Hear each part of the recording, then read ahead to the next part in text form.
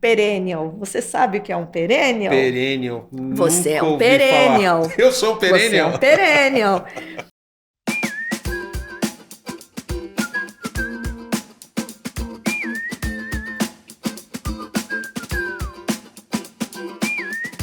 Salve, salve, fazedoras e fazedores, muito bem-vinda, muito bem-vindo. Eu sou Giba e está no ar o podcast Escola Fazedores. Sempre com entrevistas ricas, bate-papo interessante, informação útil para você sobre todos os assuntos, não só sobre empreendedorismo, mas todos os assuntos que estão ao redor desse ecossistema. Como sempre, você que está nos acompanhando no YouTube, clica no sininho, se inscreve no canal para você receber toda segunda-feira, às 7 horas, uma lembrança aí, uma notificação de que vai para o ar o nosso conteúdo, beleza? Vamos embora. Vou começar com mais uma convidada hoje, uma grande amiga, eu conheci em 2018, já vou explicar para você essa história, Patrícia Galante. A Patrícia é especialista em comunicação e sustentabilidade, onde dedica um ativismo especial para duas agendas do coração dela, que eu também gosto bastante. A carreira feminina, ou inclusão de gênero, e a longevidade, ou inclusão geracional. Hoje a Patrícia atua como coordenadora acadêmica e professora de cursos e palestras de formação para executivos dentro desses temas. É sócia e head de marketing de uma asset, que é a Empírica Investimentos. A Patrícia é casada, tem 59 anos e 4 livros publicados. Você está vendo aí na tela o Instagram da Patrícia? Segue a mulher porque ela é braba, ela é fera, segue. O Instagram da Patrícia é Patissário. Tá aí na tela, só seguir que você vai curtir muito bem. Bora falar aqui com a nossa Galante. Muito bem-vinda, minha amiga. A gente tem um ritual que é um brinde com água para abrir os caminhos, que a água sempre é bom, né, Pati? Sim, senhor. A água é vida, né? Pati, eu quero dividir aqui com a galera, que eu comentei agora há pouco com você. Eu te conheci em 2018. Você fazia parte de um grupo de mulheres chamado Board W, né? E junto com a Sandra Geoff, mais uma série de mulheres incríveis. E naquele ano a Sandra me fez um convite para ir até o Board W falar sobre violência doméstica, a minha experiência, né, de violência doméstica e violência sexual, do ponto de vista de um homem, né? A gente se conheceu, trocou ali contato, eu peguei as suas redes sociais, comecei a te seguir e a partir do contato com você, eu comecei a ter contato e entender o que era o etarismo. Então, eu tô com 52, isso aconteceu, eu tinha 47 anos. Até aquele momento eu não sabia o que era esse assunto, eu nunca tinha olhado para esse assunto. Como empresário, eu entendo que eu tenho uma responsabilidade social sobre uma série de coisas. Eu posso educar os meus funcionários, né? Eu posso levar conhecimento, eu posso diminuir o preconceito, né? Eu posso levar diálogo. E aí eu fiquei bastante surpreso. Eu falei, pô, como é que eu nunca olhei para isso antes, né? Eu falei, preciso seguir essa mulher. E tô lá te paquerando, ó, digitalmente há um tempão, até quando eu comecei a gravar, que eu tive a iniciativa de gravar o podcast, eu falei, preciso levá-la lá. Então eu queria hoje, Paty, que você pudesse dividir um pouco com a gente, porque eu acho que existe uma ignorância no sentido de não conhecer o tema, né? Um empresário como eu, por exemplo, não conhecia.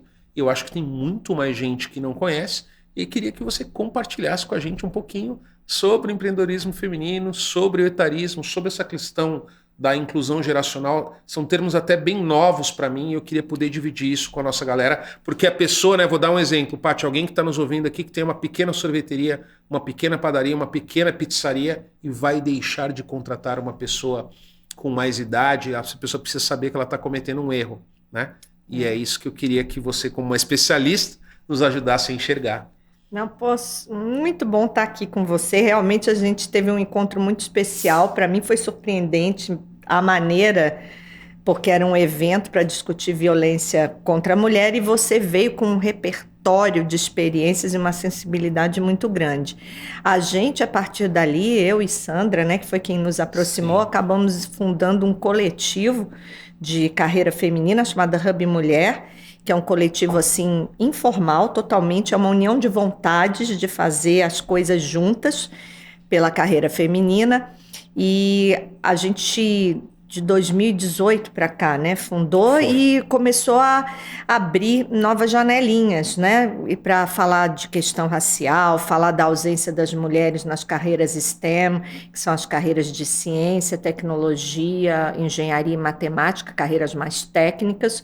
Então a gente briga muito pela representatividade e a educação das meninas para essas carreiras mais duras, né?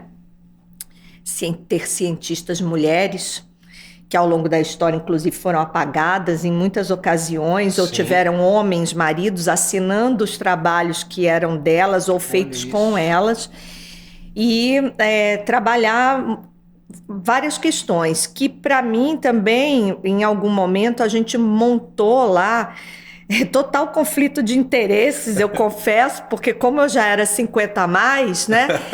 Me caiu essa necessidade, talvez, de falar sobre a questão da mulher na maturidade. Então, a gente montou um grupo de trabalho das 50 a mais para começar a tocar nesse assunto. E foi uma coisa bem legal, porque era um assunto muito incipiente no Brasil. Não vou dizer que isso daí está bombando, porque infelizmente ainda não. Sim.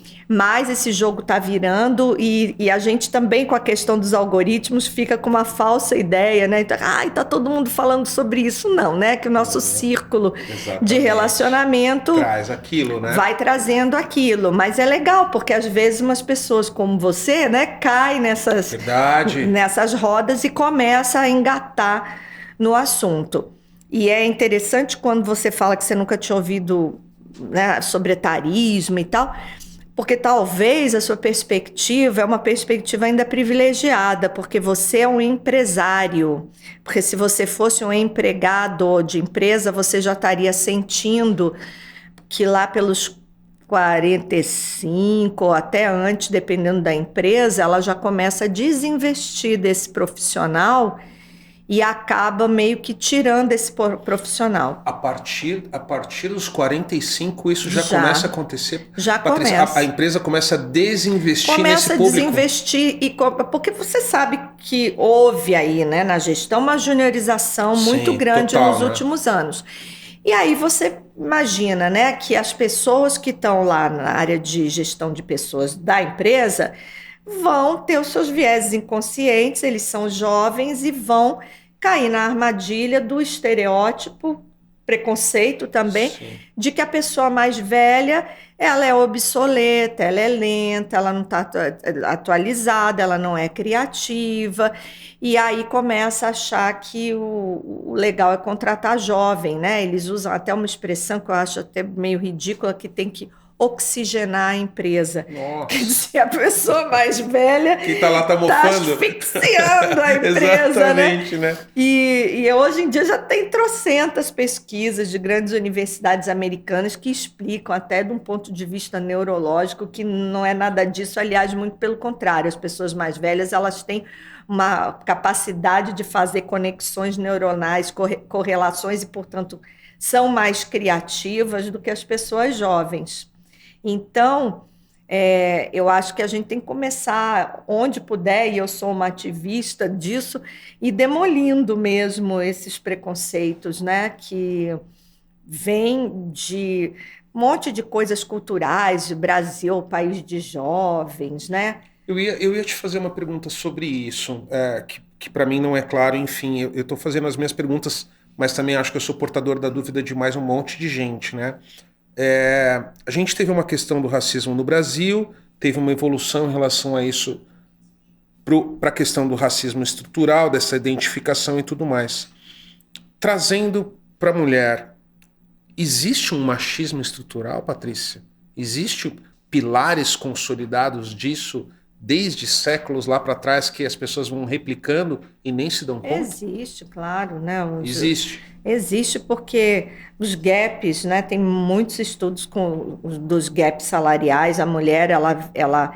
E olha que interessante, a gente chama de interseccionalidade quando você cruza marcadores sociais diferentes. Então, é assim, gênero e raça, ou idade e gênero.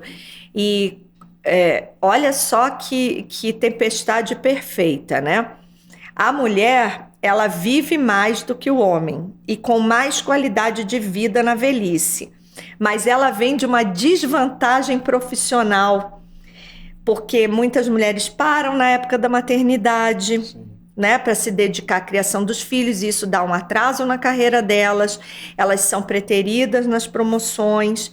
É muito interessante. Hoje mesmo eu li uma pesquisa que, numa avaliação de promoção de mulheres, geralmente as mulheres são avaliadas pelo passado delas e os homens pelo potencial de futuro deles. Nossa. Então, a mulher, ela tem a desvantagem da pausa da maternidade, ela tem todo o enfrentamento dos preconceitos e dos atrasos nas promoções, o gap salarial. Você pega uma posição, você tem uma tendência, isso já fizeram uma pesquisa, foi um experimento, na verdade, era o mesmíssimo currículo, só que em um botaram um nome de mulher no cabeçalho e outro botaram um nome de homem. E o currículo do homem foi avaliado como o melhor candidato do que o currículo da mulher, sendo por avaliadores em geral, né? Então, a gente percebe que existe isso de fato, e aí essa mulher ela vai viver mais com uma desvantagem histórica de renda. Então, é uma conta que não fecha, né? E o homem vai ser vítima de uma situação de que eles chamam os 3 Bs, né? Que booze, biology e bravado, que é assim, a bebida, o álcool, né? O alcoolismo é muito alto nos homens. A violência, que é a violência urbana, vamos dizer, né? Homens participando de gangues e coisas assim, mas também a violência emocional, do homem ser trancado, não falar sobre suas emoções e tal. E a biologia, que a mulher realmente tem um organismo mais resistente que o homem. Sim. E aí, no homem, a questão da velhice traz a interrupção da carreira, e ele está construindo a identidade dele toda em função do trabalho. E aí, quando esse trabalho não tem mais? É altíssima a quantidade de depressão nos homens, também pelo trancamento emocional. Sim.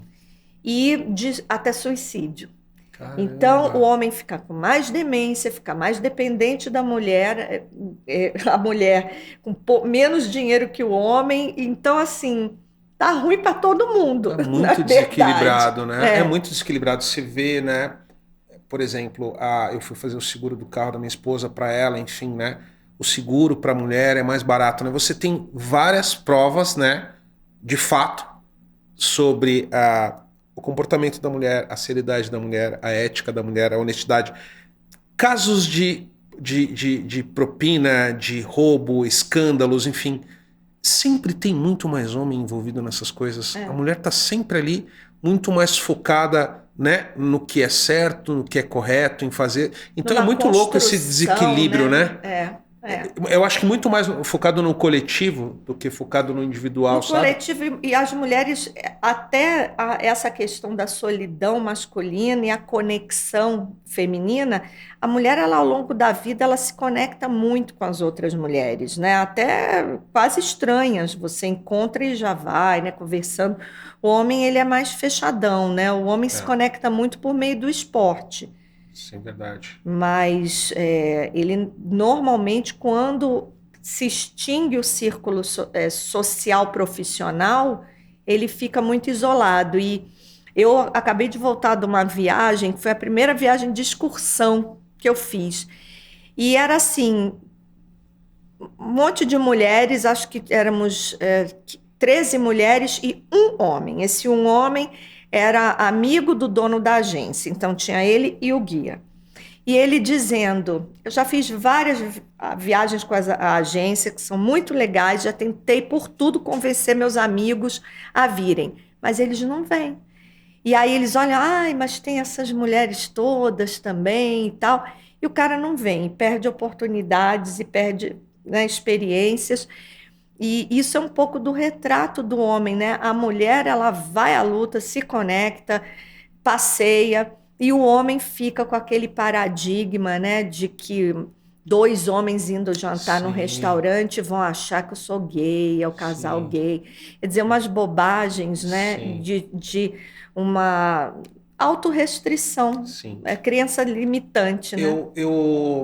Alguns anos já, faz 7 anos, eu uso as minhas redes e, como foi aquela vez no Bordo W, eu prefiro usar o espaço que eu tenho para mostrar bastante dos meus tombos, dos meus desafios, né? Porque tem os estereótipos, né? Então, o Giba tem uma empresa que tem não sei quantos funcionários, ele é rico, ele não tem problema, ele está numa ilha, controla uma empresa por controle remoto, enfim, né?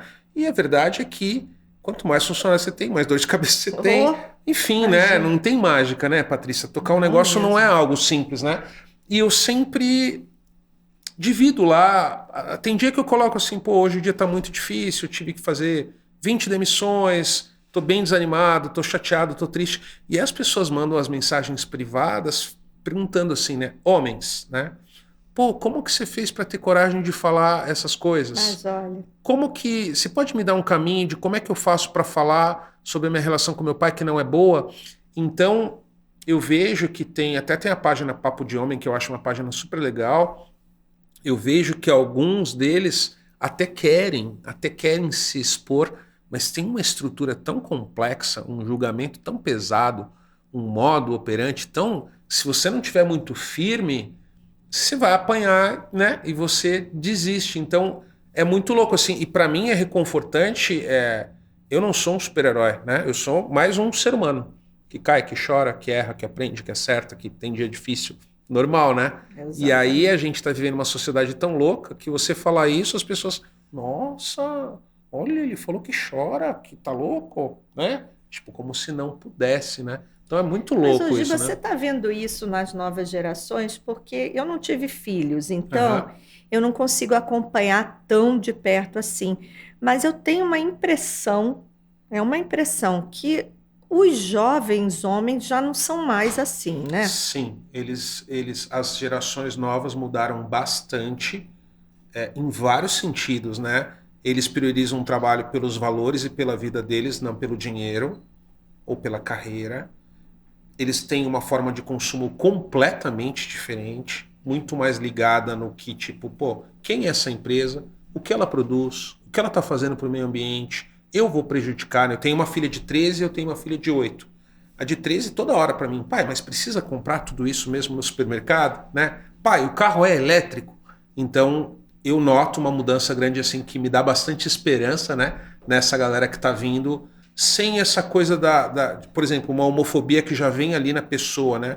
Não tem, é aberto, né? Tem que amar as pessoas. Pô, se o gênero é o gênero A, B ou C, então eu noto isso nessa garotada. Eu tenho muito funcionário entre 20 e 24, ali 25, e eu noto um comportamento bem diferente dessa geração que está vindo aí. Ainda bem, né? Aquilo que a gente fala, masculinidade tóxica. O que eu vejo é assim, cada vez mais homens, até mesmo da nossa geração, ainda da nossa geração poucos, mas alguns já querendo desconstruir e encontrar uma nova masculinidade, porque estão se sentindo infelizes, né? Ou tiveram alguma experiência, algum contato com esses conteúdos. Eu tenho um amigo, né, um grande amigo e é meu advogado, ele casou com uma feminista, com livro publicado e tal, e ele se tornou um feminista. Ah, é? Né? Então eu vejo assim muito bacana vendo um homem da minha idade, um pouco mais jovem, fazendo essa transição e tentando cooptar outros homens.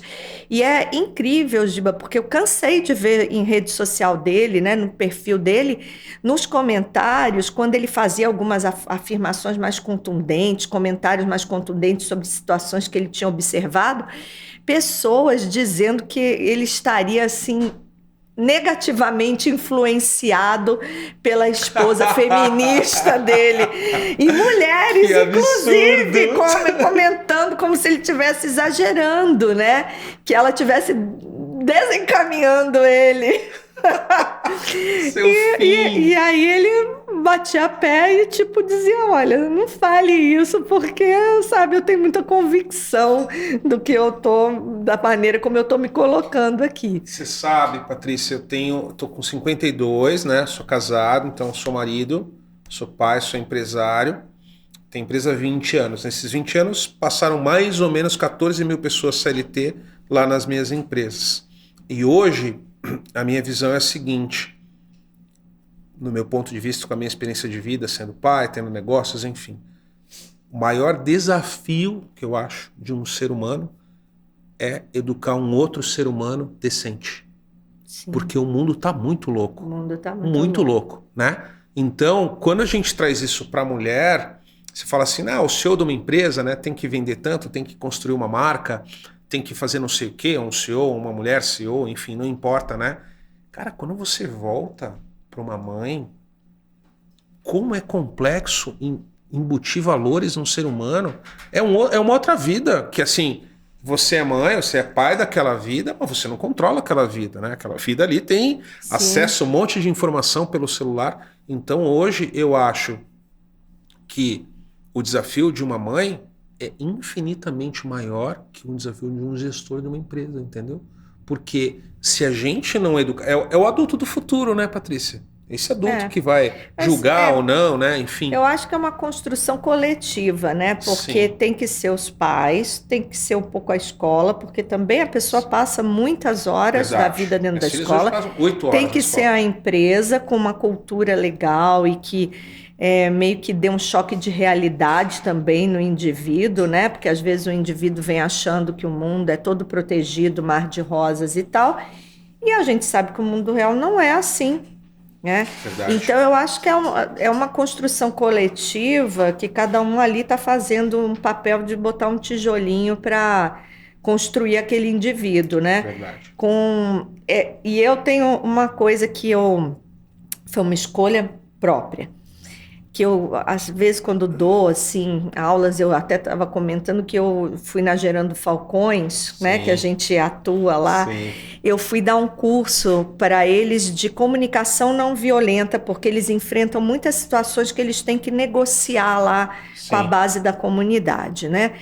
E a gente estava falando essa história da comunicação não violenta, de como que as pessoas têm que ter uma autoconsciência e que eu tento não entrar na narrativa da desgraceira, né? Que a gente tem que positivar a nossa comunicação, porque se você deixar, você vira um neurotiquinho, porque o que te chega diariamente de desgraceira é assim, muito. A desgraceira, né? Paty, para a gente traduzir para a galera que você está se referindo à quantidade de notícia ruim que chega para a gente todo dia. Notícia ruim, e o que te digo mais, por que eu acho, o que é uma comunicação positiva?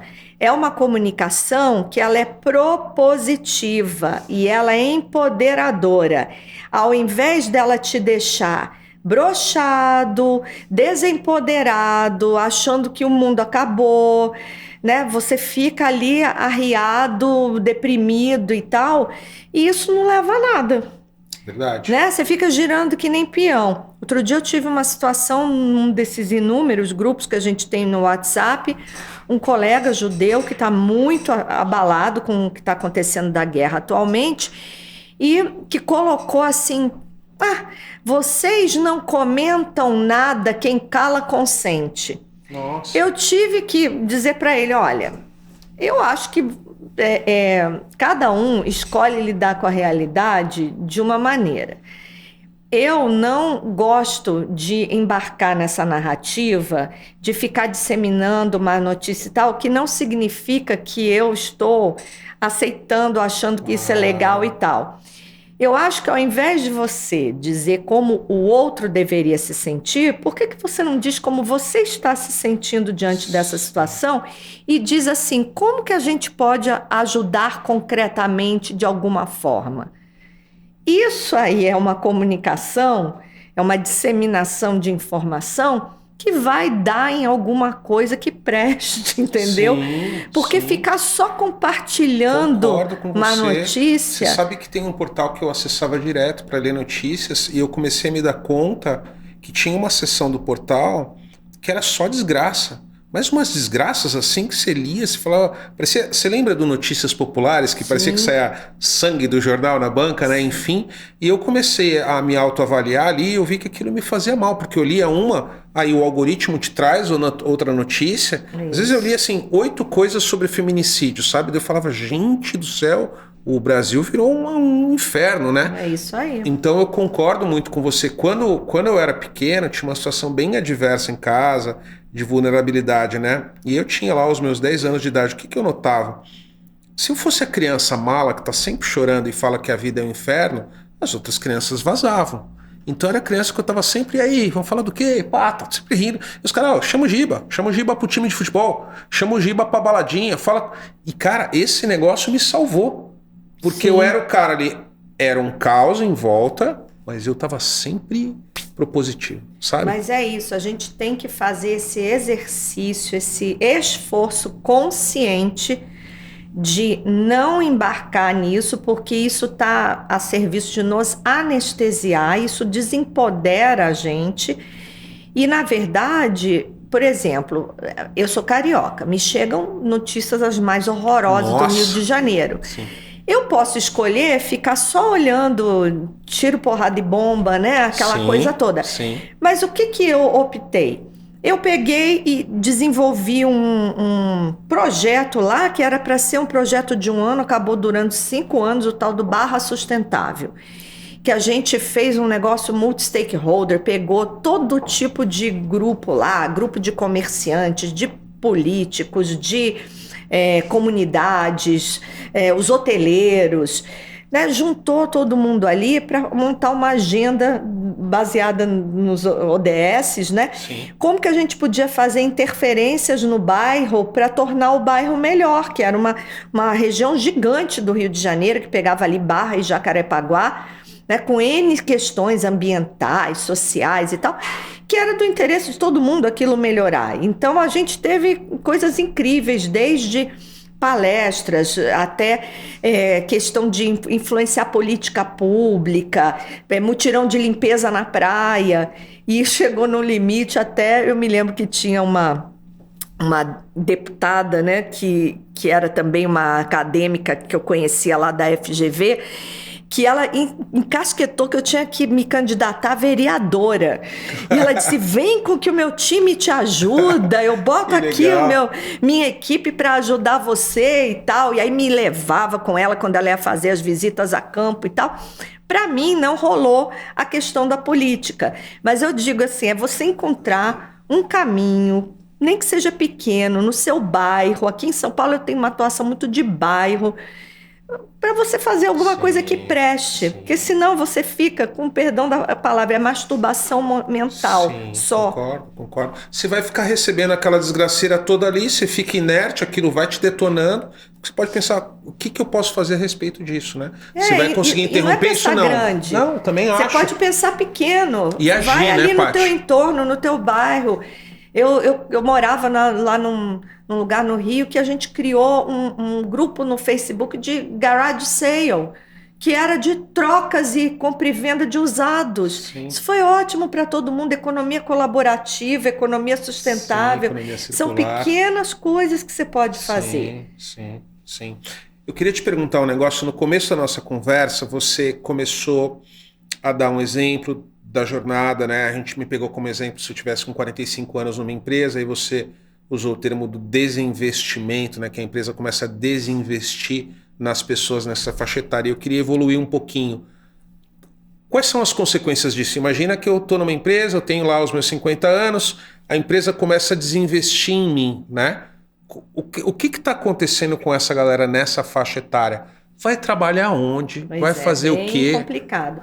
Então, por um lado, as empresas já estão começando a cair a ficha que tem uma queda de produtividade. Porque a pessoa mais velha, ela é mais experiente, ela consegue resolver muito mais rápido alguma coisa, até porque ela talvez já tenha vivido uma situação semelhante antes.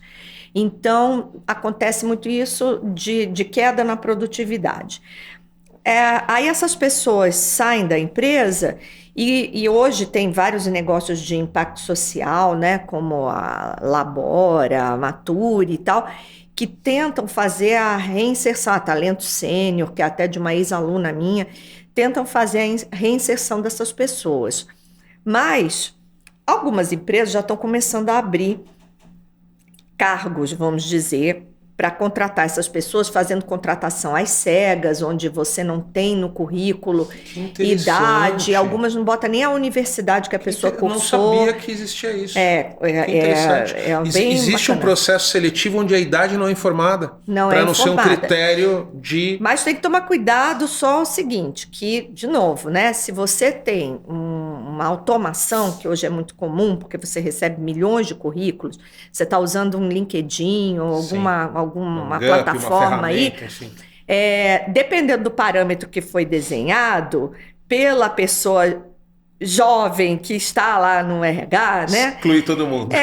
O próprio sistema, já na primeira baseada, exclui. A gente tem um algoritmo praticando etarismo. Então, exatamente, né? A gente fala disso mesmo, que o algoritmo já não ajuda. Então, dependendo da modelagem que você fez para a vaga, já começa o problema. Mas vamos dizer que legal, né? Você está lá, algumas empresas estão começando programas específicos de trazer pessoas mais velhas, tem cota para cumprir, para trazer essas pessoas para dentro da empresa e tal, e outras começando a ver como é que elas podem reter esses profissionais. E aí o cara sai, ele não vai ter muita dificuldade de uma vaga, ele vai ter que empreender. Aí a vida dele vai mudar porque ele vai se transformar num consultor, ou ele vai pegar o pacote de rescisão dele e tentar abrir um negócio. A gente sabe que não é fácil abrir negócio no Brasil. De jeito nenhum. Então, é bem complexa essa equação, porque a lei trabalhista não ajuda a empresa a encontrar um formato alternativo de trabalho com esse profissional aposentável, vamos dizer, né? Empreender não é fácil. Não. Você também precisa estar estudando especificamente para empreender. Sim. E participar de processos seletivos também ainda é escasso. Então, muito difícil a gente ver os profissionais vivendo de aposentadorias pequenas, né, tendo uma perda de padrão de vida, e outros vão para consultoria. Alguns estão se dando bem porque eles têm muita coisa a ensinar. A Talento Sênior, por exemplo, ela diz que é talent as a service, né? Talento como serviço. Então, ela tem um rol de profissionais extremamente experientes que uma empresa pode encostar lá e ela não ter dinheiro para ter um puta cara de marketing, mas ela pega e compartilha aquele cara de marketing que vai atender 2, 3 empresas simultaneamente. Entendi. Sozinha ela não conseguiria pagar. Não conseguiria pagar um talento tão sênior assim. Contrata talento como serviço compartilhado com outras companhias. Exatamente. Bem bacana isso, bem bacana. Então, eu acho que o mercado ele começa assim a encontrar formas novas, né, de lidar com isso, porque a realidade dos fatos a partir de 2039, a gente tem, isso é dado do IBGE, a gente tem mais cidadãos dependentes do que produtivos na demografia brasileira. Apesar de que eu estou fazendo assim, entre aspas, né, dependentes e produtivos, porque essa nomenclatura também já é bem defasada. O que é o dependente? É o cara de 0 a 14 ou acima de 60. Ele é considerado improdutivo. Eu estou há 8 anos de me tornar improdutivo, é isso? Improdutivo. Eu estou há 1 ano de me tornar improdutiva. Gente do céu. O que é ridículo, que a gente sabe que uma pessoa de 60 anos está mandando bem pra caramba e que a gente tem gente aí, né, temos até o 80 presidente anos. dos Estados Unidos com 84. O ex-presidente do Itaú, que por política corporativa tinha que ser mandado embora por idade. Sim. E ainda esticaram um pouco mais o mandato dele, mas imagina, o cara no auge, né, levando o banco lá na estratosfera e por uma questão de idade, né, tendo que ser desligado, que isso era uma política corporativa. Então, 2039 vai ter essa inversão que vai significar, na prática, que você não vai ter mais tantos jovens talentos disponíveis no mercado para contratar. 2039. 2039. Daqui a 13 anos. 13 não, 16 anos. Que é logo aí, né? Logo aí. Para uma empresa fazer uma virada, para uma legislação pública fazer uma virada, é logo aí. E isso implica, assim, será que 60? É idoso. pô, tem o Estatuto do Idoso, 60 anos, fila preferencial, vaga preferencial e tal. Quando eu falo isso, tem vontade de me bater, né? Mas devia esticar a cidade mais para frente, porque ônus e bônus, né? Você quer continuar trabalhando, você se sente todo saudável, né? Tá em plena capacidade, aí vai querer a fila preferencial e a vaguinha na porta? Domingo eu sei que é direito adquirido, mas e o tema é polêmico, mas... Domingo eu fui almoçar num restaurante super gostoso em São Roque, meu sogro e minha sogra foram junto no carro deles, eu fui no nosso. E aí eu parei lá distante na vaga que tinha disponível para mim. Ele parou na entrada do lugar nas vagas que tinham vagas de idosos, né? E aí eu vi aquela vaga, olhei para ele, né? Eu falei assim, faltam 8 anos, eu vou ter uma vaga dessa daí, né? Aí ele olhou para mim e falou assim, jovem do jeito que você é, vão te bater, vão achar que é fraude. Mas é isso aí. Agora, você tem que resgatar qual é o espírito daquilo. É você facilitar para uma pessoa que tem problema de mobilidade, problema para ficar muito tempo em pé, né? Vamos combinar que os 60 anos o pessoal não tá assim, né? De bengalinha. Não. Patrícia, você falou sobre 2039 e sobre essa questão dos dependentes, era 14,60 a mais, né? Você tem o dado de quando que a maior parte da população do Brasil vai ser mais pessoas com mais idade do que os jovens? Já tem esse dado? Já é. A pirâmide já inverteu. A pirâmide já inverteu? Já inverteu. Não sabia disso. Já inverteu. O Brasil é um dos lugares mais acelerados. As cidades mais aceleradas, os estados mais acelerados no Brasil são Rio de Janeiro e Rio Grande do Sul. Então, são lugares que tem que começar a adaptar a cidade, né? Tem que começar a mexer aí. As companhias seguradoras, os programas de previdência, tudo vai ter que ser adaptado. Agora, se a gente pensar nas empresas, o que é o ideal? Que a receita ideal é a intergeracionalidade. É você ter jovens e idosos trabalhando juntos. Não estou preparado para falar essa palavra de uma vez só, tá? Intergeracionalidade. Fala, gente, trazer aqui as bravas é outra história, né, mano? É uma aula, não é uma entrevista, é uma aula. Geracionalidade. Intergeracionalidade. Consegui! Mas é muito legal, Paty, porque é conhecimento pra gente, entende? Porque todo mundo tem alguma coisa a contribuir. E tem um outro detalhe, né? Na sociedade, nós temos uma coisa inédita na história da humanidade, que são 5 gerações vivendo ao mesmo tempo, convivendo. Dentro das empresas, 4. Então, é um desafio danado, 4 gerações dentro de uma organização. Só que é muito bacana, né? As organizações, elas começam a trabalhar a questão de mentoria reversa. O idoso ensina o jovem ensina o idoso. Cada um vai fazendo um mix ali muito bacana. Todo mundo pode aprender e todo mundo pode ensinar, né? Bem legal. Você comentou lá no camarim sobre um termo que eu queria que você explicasse para a galera. Você falou da questão da geração sanduíche, né? Sim. Comenta um pouco para a gente isso que você destacou, enfim, que eu também não tinha preparado para pensar nisso e concordo total. Eu tenho vários funcionários nessa situação hoje, é bem complexa. A geração sanduíche, ela é um fenômeno novo que está vindo exatamente dessa situação de pessoas vivendo mais, que é o indivíduo que ele tem simultaneamente, portanto, ele está ensanduichado entre filhos pequenos e pais velhos. Sim. Muitas vezes dependentes, onde você tem a responsabilidade, às vezes, até de gerir o patrimônio dos seus pais, né? Porque ou estão com demência, ou eles pedem mesmo para os filhos ajudarem. Sim. E você, ao mesmo tempo, tem criança pequena para cuidar. Então, é muito difícil. Tem muitos profissionais que até largam os empregos porque não tem dinheiro para pagar um cuidador para ficar full time com um pai ou uma mãe idoso. Sim. E aí tem que largar os empregos e muitas vezes arrumar bicos para ter alguma renda e viver da renda da aposentadoria do patrimônio desse pai e dessa mãe às vezes até vendendo o imóvel que esse pai e a mãe têm e indo morar todo mundo junto. Então, são arranjos novos e desafios novos, né? Uma outra coisa que não se falava dentro da empresa, mas vai ter que começar a falar é a questão da menopausa. Sim. Que você imagina uma alta executiva que tem que fazer uma apresentação, está lá em frente de um board, de um cliente, Sim. começa a ter um fogacho e ficar ensopada. Sim. Então, é um negócio altamente constrangedor.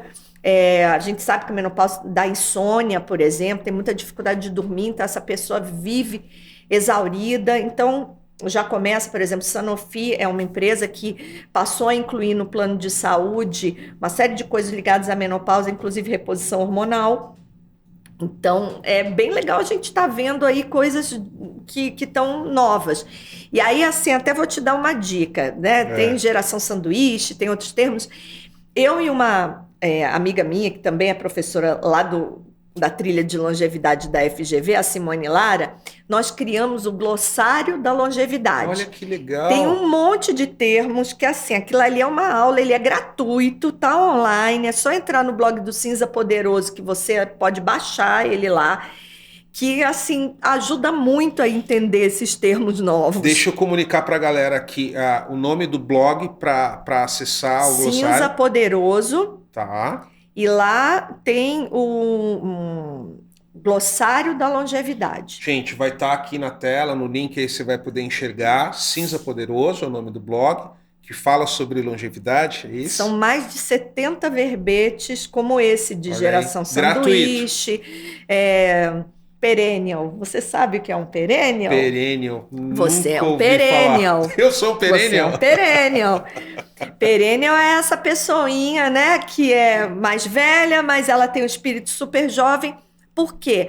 Porque ela não se define. Isso é um termo que foi uma blogueira americana, a Gina Pell, ela é uma blogueira de inovação que ela cunhou, que são pessoas que elas não se enquadram nos estereótipos de cada geração. Porque como elas convivem com várias gerações, elas adquirem características dessas diversas gerações. Então elas não são definíveis pela idade, porque elas têm comportamento que seria do Z, do millennial, né? É muito legal. Eu me considero uma perennial também. Mas assim, você explicou agora, eu sou total isso aí. Às vezes até eu sinto umas coisas que falam assim, já no preconceito, né? Sei lá, por exemplo, eu tô com um tênis cor-de-rosa hoje, tá? Aí a pessoa olha assim, fala assim, você acha que é quem? Você acha que você é quem com esse tênis cor-de-rosa? É um tiozinho.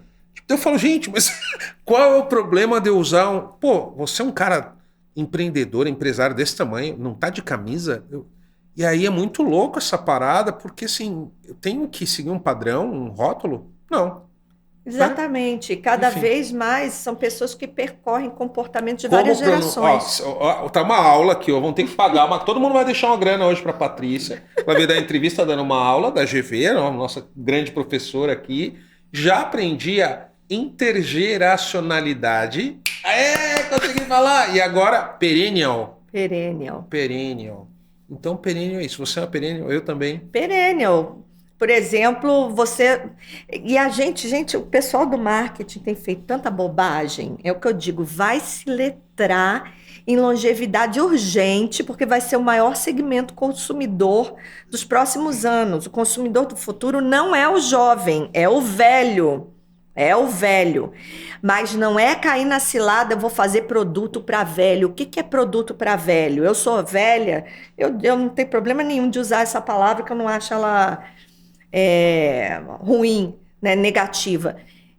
Eu gosto de vinho, eu gosto de lingerie sexy, eu gosto de viajar. Eu sou geek. Adoro comics. Eu também. Já fui em todas as Comic Cons. Já foi em todas as Comic Cons? Né? Meu sonho era me fantasiar de Mulher Maravilha, me fantasiei de Mulher Maravilha. Então é isso, né?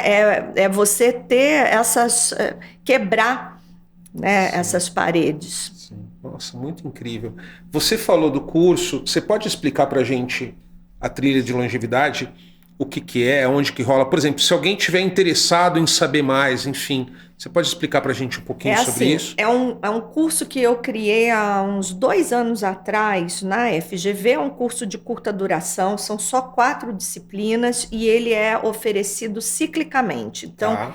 a FGV ela abre uma nova vertical com novos cursos de curta duração periodicamente, então a pessoa tem que ficar meio que ou de olho nas minhas redes ou lá na FGV.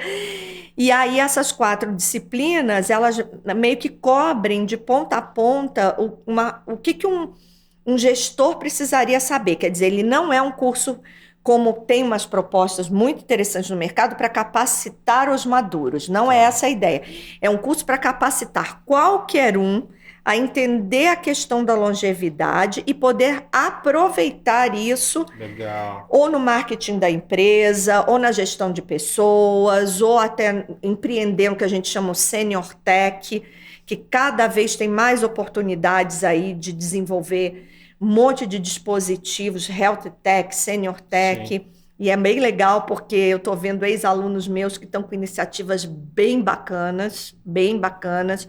2 deles se uniram, um tinha sido CEO da Mafre, inclusive. Estava em sabático, foi fazer o curso, é Mature, e aí eles 2 se juntaram para poder investir e alavancar empresas de senior tech.